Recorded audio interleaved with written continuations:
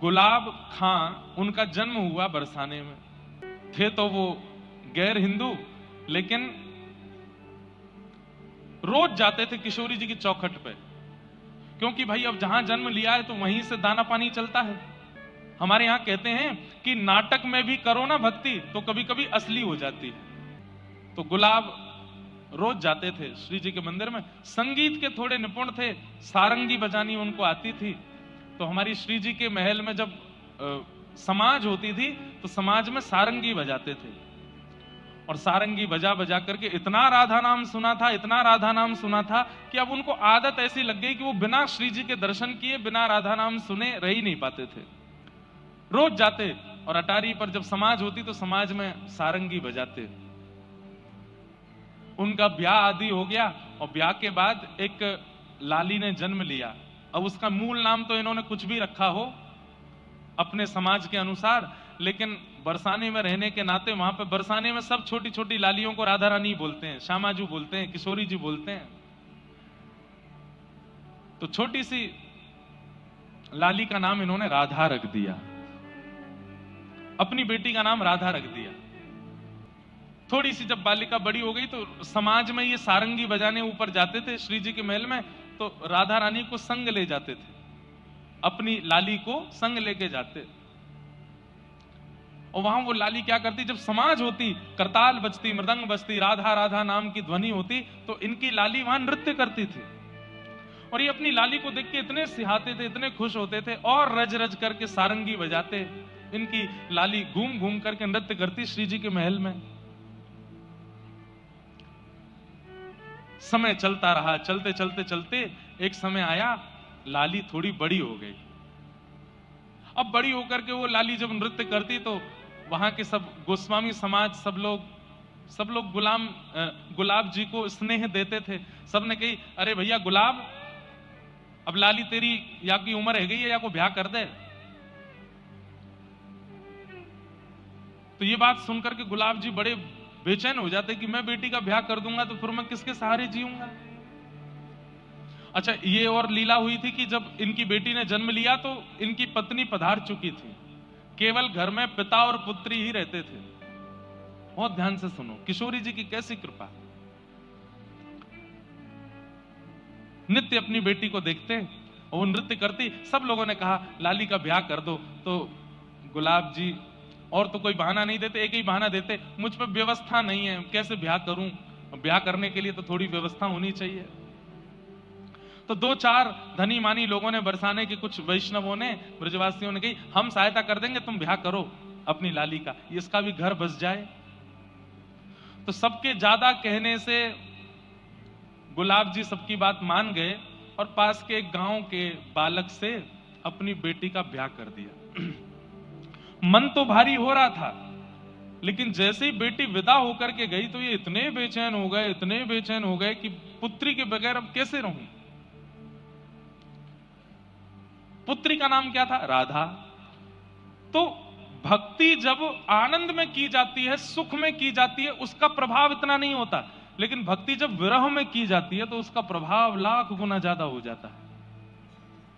विरह में मतलब रोते हुए, बिलखते हुए, बेचैन स्थिति में जब आप किसी को पुकारते हैं तो वो पुकार इतनी पवित्र और इतनी शुद्ध होती है। इसलिए आप हनुमान चालीसा का नित्य पाठ करते हो, आपने अनुभव किया होगा। जो लोग रोज हनुमान चालीसा करते हैं, कैसे करते हैं? जय हनुमान ज्ञान गुण सागर तुम लोग जाकर नाम दो बलनाम अंजन पुत्र नाम महावीर गोविंद राजमत के कौन राष्ट्र कार कैसा। कई लोग तो इसी बीच में हाथ बजो ध्वजा विराज कांध मुंजन ऊंचाई संघर्ष मन की सुरेंद्र देश बता महाजग बंधन विद्यावान गुणी यदि चातुर नाम काज करे को तो प्रभु चरित्र सुनवे को रसिया राम लगो। इशारे में सब बता भी देते हैं रोज करने वाले, लेकिन जैसे ही उनके जीवन में संकट आता है उस दिन हनुमान चालीसा कैसी होगी? जय हनुमान ज्ञान गुण सागर जय कपीस तिहु। ए भाई 10 मिनट मुझको कोई नहीं छेड़ना, मैं हनुमान जी की आराधना कर रहा हूं। क्यों? क्योंकि पीड़ा में, संकट में, व्यक्ति जब संकट में होता है, पीड़ा में होता है, विपत्ति में होता है, तो उसकी स्मृति, उसका भजन अति पवित्र हो जाता है। बालक अपने माता पिता से भले सीधे मुंह बात नहीं करेगा, लेकिन जब बालक के जीवन में संकट आ जाता है तो रात में जाएगा मां के पास, मां आप बताओ ना मैं क्या करूं माँ, मुझे अपने पास ही सुला लो। बोले अच्छा, अब तो तू इतने साल से तो सोया नहीं मेरे पास, अब मेरे पास मेरी बड़ी याद आ रही तेरे को। संकट में, विपत्ति में, पीड़ा में प्रेम पवित्र हो जाता है, आराधना पवित्र हो जाती है। तो आज तक तो राधा राधा बोलते थे क्योंकि बेटी का नाम राधा है, लेकिन वही बेटी अब जब ससुराल चली गई तो गुलाब खां की स्थिति ऐसी हो गई, अब विरह में पुकारने लगे, राधा राधा मेरी राधा। ऐसे पुकारने लगे कि निकुंज में बैठी हुई निकुंजेश्वरी श्री राधा रानी व्याकुल हो गई, उठकर के सिंहासन से जाने लगी। ललता विशाखा ने कहा, कहां जा रही हैं स्वामिनी जी? राधा रानी बोली, मेरा भक्त मुझे बुला रहा। बोले आपको नहीं बुला रहा है, अपनी बेटी को बुला रहा है। किशोरी जी बोली, इसकी बेटी का नाम राधा कितने साल पहले रखा गया? बोले 18 साल पहले। और मेरा नाम राधा कितने साल पहले? बोले 5000 साल पहले। तो बोले किसका नाम है राधा? बोले मेरा नाम है। बोले भले कुभाव से पुकार रहा है, मैं तो जाऊंगी। वृषभानु की किशोरी सुन गई आहूत भोरी, प्रीत जान कहू थोड़ी तो है राखेगी शरण, मन भूल मत जइयो श्यामा प्यारी के चरण, मन भूल मत जइयो राधा रानी के चरण। ऐसी हमारी किशोरी जी बड़ी भोली है, बड़ी सीधी है, बड़ी करुणामयी है। ललिता विशाखा बोली, अरे स्वामिनी जी आपको नहीं बुला रहा है, वो अपनी बेटी को बुला रहा है। बोले कुछ भी हो, राधा नाम मेरा है, मैं तो जाऊंगी। और स्थिति ये हुई कि गुलाब खां इतना बेचैन हो गया अपनी बेटी की याद में कि तुरंत बरसाने से निकल करके उसके गांव जाने लगा। तभी किशोरी जी उसकी बेटी का रूप धारण करके बीच मार्ग में आ गई और आकर के कहा, पिताजी। अरे बेटी तुरंत दौड़ करके अपने हृदय से लगाया। आज जैसे अपनी पुत्री को हृदय से लगाया तो ऐसी अनुभूति उसको जीवन में कभी नहीं हुई जैसी आज हो रही है, क्योंकि किशोरी जी हैं, लाली नहीं है उसकी। पिताजी इतनी धूप हो रही है, इतनी गर्मी हो रही है, आपको प्यास लगी होगी। तुरंत अपना पानी जल लेकर के आई किशोरी जी, पिला दिया। पिताजी एक बात आपको समझाऊं।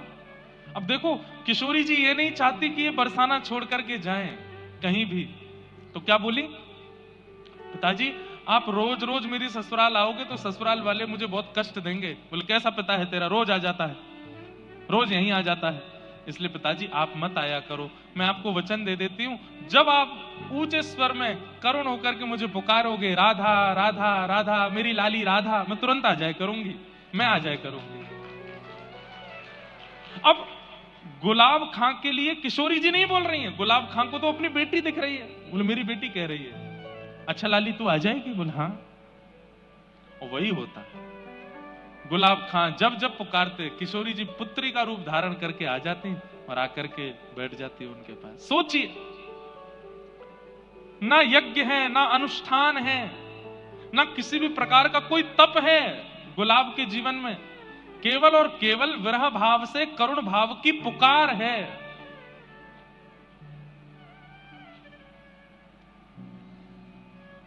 बहुत दिन निकल गए, रोते रोते पुकारते, लेकिन किशोरी जी नहीं आई। तो जब पुत्री नहीं आई तो मन में सोचने लगे, मुझसे तो मना कर दिया कि मेरे ससुराल आना नहीं, और आप पुकारोगे तो मैं आ जाऊंगी, अब इतने दिन से बुला रहा हूं, आ नहीं रही है। तो श्री राधा रानी की चौखट पर पहुंच गए, अर्धरात्रि में जाकर के सिंह द्वार पर बैठ गए और वहीं बैठ करके रोने लगे, मेरी राधा मेरी राधा राधा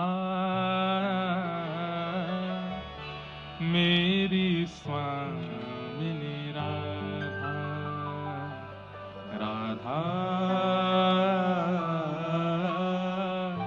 मेरी स्वामी।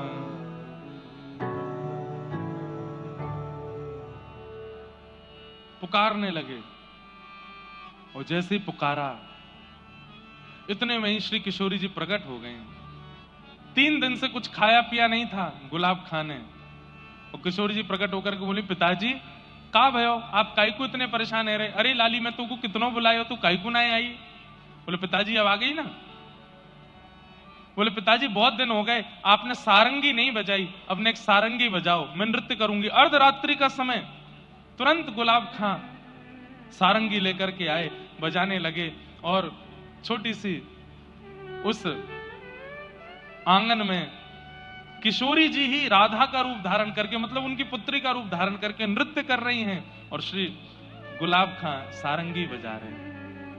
हे मन भूल मत जइयो राधा रानी के चरण, मन भूल मत जइयो राधा रानी के, राधा रानी के चरण, महारानी के चरण, राधा रानी के चरण, मेरे मन भूल मत जइयो श्यामा प्यारी के चरण, मन भूल मत जइयो श्यामा। हो मेरी प्यारी को नाम श्री राधे, मेरी प्यारी को नाम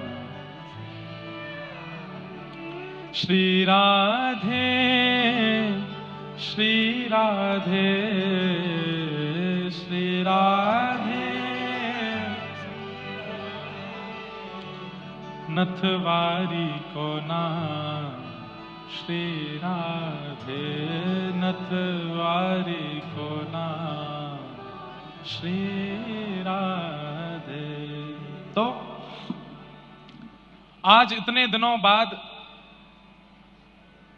गुलाब खां जी ने फिर से सारंगी बजाई और श्री राधा उनकी पुत्री के रूप में किशोरी जी नृत्य कर रही हैं। और नृत्य करते करते गुलाब खां जी को इतनी बेचैनी हुई कि मैं अपनी लाली को अपने हृदय से लगा लूं, तो तुरंत सारंगी रोक करके हृदय से लगाने के लिए दौड़े। उसी समय मंगला का समय हो गया। किशोरी जी के महल वृषभानु नंदिनी श्री बरसाने में मंगला का समय था। तो किशोरी जी नृत्य करते करते मंदिर की ओर दौड़ी, पीछे पीछे गुलाब खां भी जा रहे हैं। गोस्वामी ऊपर सेवा के लिए महल में जा रहे थे, उनको किशोरी जी नहीं दिखी, लेकिन पीछे पीछे राधा राधा कहते हुए गुलाब खां जा रहे हैं, वो दिखाई दिए। वो चिल्लाए भी, अरे गुलाब, अरे कहां दौड़ो जा रहा है, अरे कहां को जा रहा है? नहीं सुने, पीछे पीछे दौड़ते चले गए। पुजारी जी ने सोचा गोस्वामी जी ने कहीं जा रहा होगा। राधा वैसे भी अब जब से इसकी बेटी का ब्याह हुआ ये बेचैन नहीं रहता है, अपनी बेटी की याद में ही रहता है। ऊपर जाकर के गोस्वामी जी ने मंगला की। आपस में फिर चर्चा होने लगी, अरे आज सुबह सुबह गुलाब खां राधा राधा करता घूम रहा था, दौड़ता दौड़ता कहीं जा रहा था, पता नहीं कहां गया।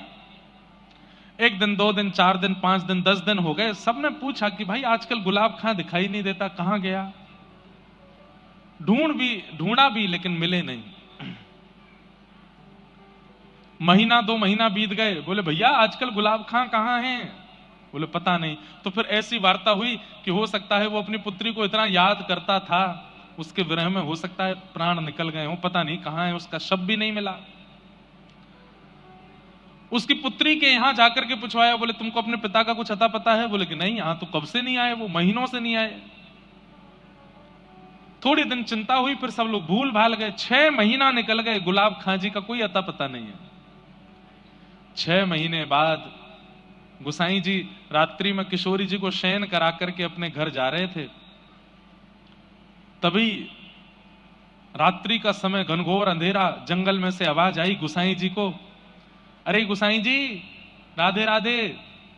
गुसाई जी ने पीछे मुड़कर देखा तो कोई नहीं। बोले कौन है भैया, कौन राधे राधे कर रहे हो? बोले अरे मैं हूं तुम्हारो गुलाब। बोले गुलाब, कहां है भैया तू? बोले मैं यहां हूं, इधर देखो। तो देखा तो एक निकुंज में एक झाड़ी के अंदर बैठे थे। बोले गुलाब, तेरी तो भैया पूरे बरसाने में ऐसी चर्चा भई कि तू तो पधार गए हो, तू तो मर गए हो, तू यहां कैसे? तब उन्होंने पूरा वृत्तांत बताया। बोले कि मेरी मृत्यु नहीं हुई, 6 महीने पहले रात्रि में किशोरी जी ने सारंगी बजवाई और मेरी पुत्री का रूप धारण करके इतने दिनों तक किशोरी जी मिलती रही मुझसे।